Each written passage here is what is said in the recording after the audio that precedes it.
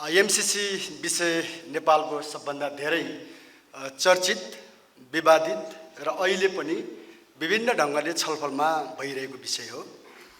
यसबारेमा हामीलाई के लाग्छ भने एमसीसी बारे नेपाली नागरिकमा त्यति बेला बढी चासो बढ्यो जब यो परियोजना अमेरिकी सैन्य रणनीतिको एक भाग हो भन्ने सूचना सार्वजनिक भयो। विकासको लागि ठूलो रकम अमेरिकाले उपलब्ध गराउँदैछ भन्ने उत्साह एकाएक तरास र आक्रोशमा बदलियो, किनकि नेपाली जनतालाई विकास र रकमको खाँचो भए पनि आफ्नो देशको स्वाधीनता, सार्वभौमिकता, स्वतन्त्रताप्रति धेरै संवेदनशील छन्। नेपालमा एमसीसी बारे बहस सुरु भएपछि राजनीतिक मञ्च निकै तात्यो। वाद विवाद सडकबाट संसद र सरकारमा समेत पुग्यो। नेपालका सबै राजनीतिक पार्टीहरूभित्र मत विभाजन भए। सायद इतिहासमा पहिलो पटक नेपाली समाज राष्ट्रियताको मुद्दामा यति धेरै विभाजित भयो। बहसका बीचमा धेरै अमेरिकी मन्त्री, अधिकृत र कर्मचारीहरूले धेरै ठाउँमा बोल्नु पर्यो, तर उनीहरूका धारणाहरू फरक फरक र निकै विवादास्पद रहे। दक्षिण एसिया हेर्ने सहायक मन्त्री डेभिड जे रान्जले नेपाल भ्रमणको बेला सन् 2014 मै एमसीसी आइपिएसको अङ्ग भएको बताए। सन् 2019 मा जनवरी 11 मा आइपिएसका सैन्य कमान्डर एडमिरल डेभिडसनले नेपाल भ्रमण गर्दै सैन्य क्षेत्रमा रणनीतिक साझेदारीको विचार राखे। सन् 2019 फेब्रुअरी 10 मा अमेरिकी सहायक विदेश मन्त्री अलिसे वेल्सले भियतनाममा पुगेको बेला एमसीसी आइपिएसकै अङ्ग भएको सूचना दिए। जिम्मेवार अमेरिकी मन्त्री र कमान्डरहरूका यी भनाइले नेपालीलाई निकै तरङ्गित र आक्रोशित पार्यो। परन्तु नेपाल स्थित अमेरिकी दूतावास र एमसीसीका कर्मचारीहरूले बेला बेला स्पष्ट गर्नुपर्दा यो परियोजना सैन्य रणनीतिभित्र छैन र होइन भनेर गरे। नेपाल सरकार र एमसीसी बीच सन् 2017 मै यो सम्झौता भए पनि जब सन् 2019 मा अमेरिकाले यो परियोजनालाई लागू गर्न नेपालको संसदले पास गर्नुपर्छ भन्ने धारणा राख्यो र संसदलाई पास गर्न दबाब दियो। जस्तो कि अमेरिकी सहायक विदेश मन्त्री डोनाल्ड लूले एकपटक नेपाल आएर संसदका ठूला दलहरूलाई भेटेर दबाब दिए भने अर्कोपल्ट अमेरिकाबाटै फोन गरेर दबाब दिए। त्यसैगरी एमसीसीका उपाध्यक्ष फतिमा सुमारले पटक पटक नेपाल आएर संसदमा रहेका दलका नेताहरूलाई दबाब दिए। तब परियोजनाको विवादले उग्र रूप लियो। सन् 2019 देखि नेपालका सडकहरू सङ्घर्षले भरिए। तर नेपालको संसद र सरकार अमेरिकी नव उपनिवेशवादी दबाब सामु टिक्न सकेन र 2022 फेब्रुअरी 27 मा संसदबाट अनुमोदन गर्न पुग्यो। स्मरणीय कुरा के छ भने भित्र संसदमा बहस हुँदै गर्दा बाहिर बानेश्वर क्षेत्र भिडन्त स्थल बनेको थियो।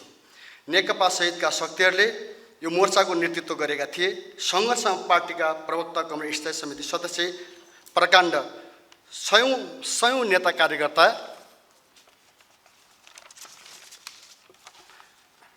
घाइते भएका थिए।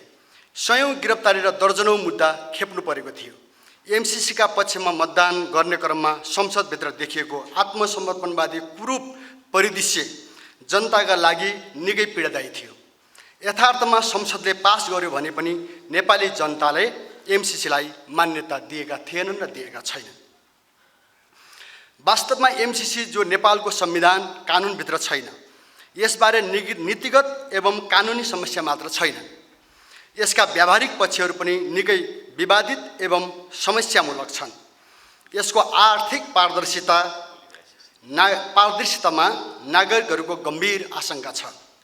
यहाँका कर्मचारीहरूले उपभोग गर्ने गाडी, तलब, दैनिक खर्च नेपालीका लागि आश्चर्यजनक रूपले बढी छन्। एमसीसीले खरिद गरेका भनेका जमिनबारे स्थानीय जनताका विरोध र गुनासाहरू छन्। जग्गाको उचित मूल्य नपाएका र जबरजस्त अधिकरण गरेका सूचनाहरू छन्। यी सारा जटिलतालाई हेर्दा एमसीसी कार्यान्वयन हुन निकै कठिन छ। सन् 2024 मा जब अमेरिकामा ट्रम्पले चुनाव जिते र सरकार बनाए, 2025 को जनवरी 20 मा उनले एमसीसी परियोजनालाई विश्वभरि रोक्ने घोषणा गरे र 3 महिनाका लागि रोकिदिए पनि। एमसीसीकै हकमा ट्रम्पको यो निर्णयलाई नेपाली जनता, देशभक्त शक्ति र हाम्रा पार्टी लगायतले स्वागत गर्यौं। कम्तीमा अमेरिकासँगको मैत्रीपूर्ण कूटनैतिक सम्बन्ध नभत्किएर अगाडि बढ्ने भयो भन्ने पर्यो। विडम्बना सन् 2025 जुलाई 28 मा अमेरिकी ट्रम्प प्रशासनले थोरै देशमध्ये नेपालमा पनि एमसीसीलाई निरन्तरता दिने निर्णय गर्यो। लगत्तै नेपालमा एमसीसी मार्फत निर्माण गतिविधिहरू सुरु भए। यसले नेपालमा पहिलेभन्दा बढी तरङ्ग पैदा गरेको छ। विरोध पनि तीव्र रूपमा सुरु भएका छन्। अमेरिकाले नेपालसँगको मैत्रीपूर्ण सहकार्यका लागि जे नगर्नुपर्ने हो त्यही गल्ती दोहोऱ्याएको छ। अमेरिकाले एमसीसी किन पुन सुरु गर्यो? अन्यत्र रोकिएको एमसीसी को पुनरागमन नेपालमा मात्र किन? यसले नेपालीलाई त गम्भीर बनाएकै छ, सम्भवतः छिमेकीहरूलाई पनि चकित पारेको होला। हाम्रो विचारमा यो शताब्दीमा अमेरिकी सुरक्षा चासो पृथ्वीको पूर्वतिर फर्किएको छ। डाइनासोर र हात्ती दुवैप्रति उसको त्रास र चिन्ता छ। हुन पनि पुँजी, जनशक्ति, प्रवृत्ति, गति सबै दृष्टिले संसार यतातिर केन्द्रित हुँदैछ। कम्युनिस्ट चीनको समृद्धि मात्र होइन, भारतको विकास पनि अमेरिकी सुरक्षा चुनौती लागेको हुन सक्छ। नेपालको सौभाग्य या जे भनौँ, सानो तर सुन्दर देश यी दुई भविष्य बोकेका छिमेकीको बीचमा छ। यो पनि भन्नै पर्छ, यो हिमाली देशमा कम्युनिस्ट विचारको प्रभाव र समाजवादको चाहना अतुलनीय छ। सायद नियन्त्रित प्रतिस्पर्धा भन्दा बढी नरुचाउने अमेरिकालाई यी सारा विषय खलेका छन्। र म के कुरामा सहमत छैन भने एमसीसी कार्यान्वयन हुँदा एमसीए अफिस यहाँ बस्दाखेरिमा अमेरिकी सैनिक अड्डा नेपालमा बस्छ, त म त यसको कुनै तात्विक अर्थै देख्दिनँ। अहिलेसम्म बसिसकेका हुनुपर्ने, नेपाल कोलोनाइज भइसकेका हुनुपर्ने स्टेसन खोइ त छैन त, कहाँ छ? त्यो मनको बाघले भन्दा पनि मनको बाघले खाइरहेको स्थिति म देख्छु।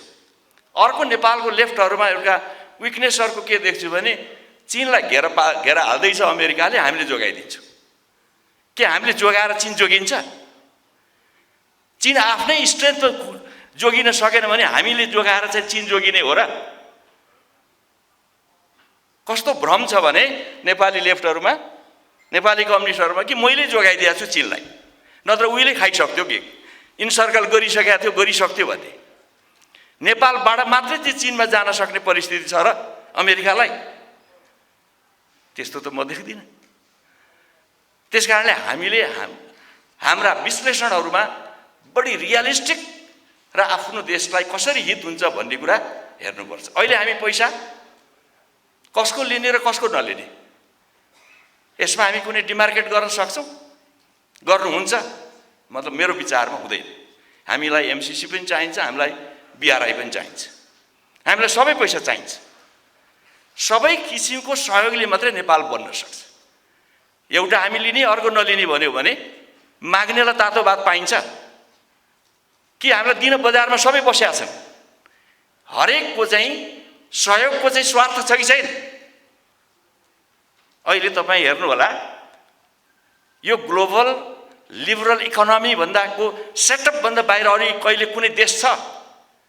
स्वयं चाइना छ। चाइनाले गर्ने सम्पूर्ण सहयोग के सिद्धान्तमा हुन्छ?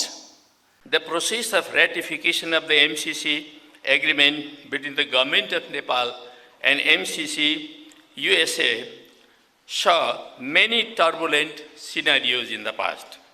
The agreement contains many vulnerabilities. The first and foremost is that it is designed to serve the purpose of giving articulation to a deeply designed security strategy of the US government in South Asia, and therefore it may cause serious harm to the long-standing geopolitical balance in Nepal's relation with our great neighbors, the People's Republic of China and Republic of India.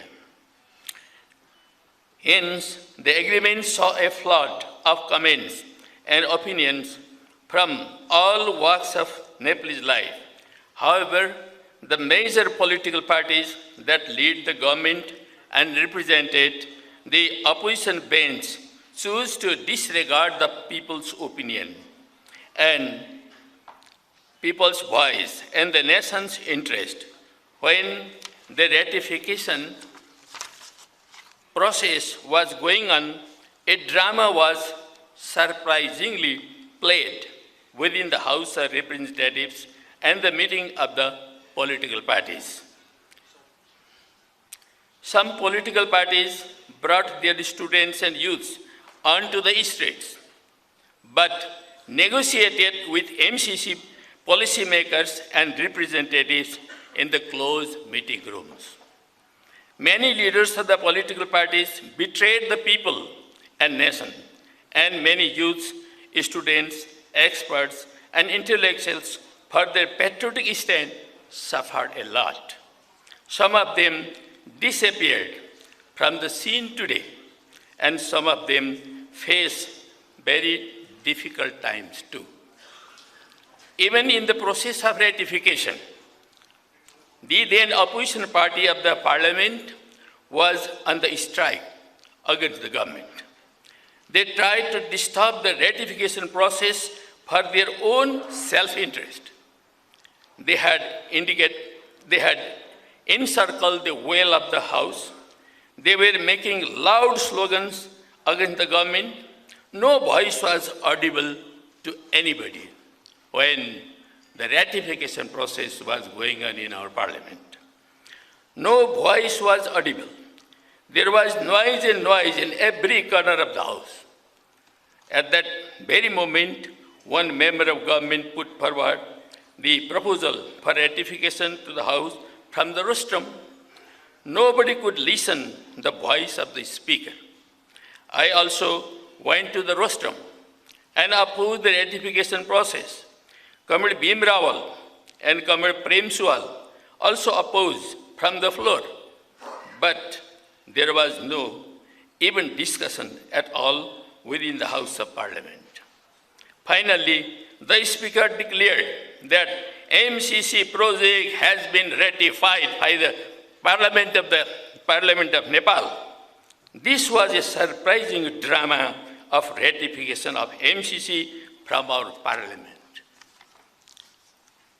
While thousands of people were protesting from the many streets of Kathmandu, capital, against the ratification without improving the MCC document, would there be a more shameful thing than it for an independent, democratic, and dignified country like Nepal?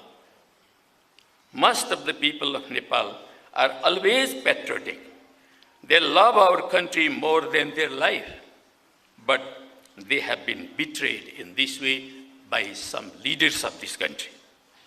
However, dear friends, this is only one dark page of history of my beloved country.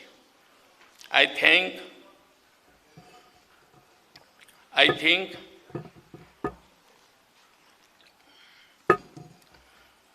think such events are normal in the patriotic movement in the international arena too.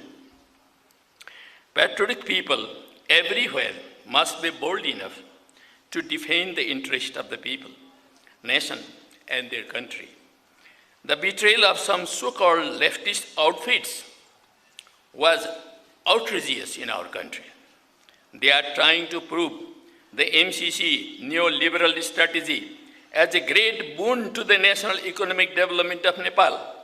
It means that they fail to see the prospect of socialist revolution and transformation in our country.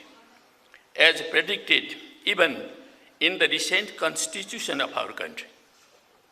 In this backdrop, it is necessary to reflect on what the MCC projects has achieved over the last 7 years, since the agreement was signed in 2017. The nation stands in the dark regarding its implementation. The nation does not know who works on this project, and the nation's parliament does not even refer to the progress in the parliament. The 2019 implementation agreement provides that the government of Nepal should stay completely away from the implementation of the project. And an organization called MCA Nepal can have full autonomy to implement all activities under the direct direction of MCC USA. Dear colleagues, you can see a national depression has been looming large. No ruling and opposition party leaders dare to speak in this regard. They are silent unusually. Unfortunately, those political leaders and bureaucratic officials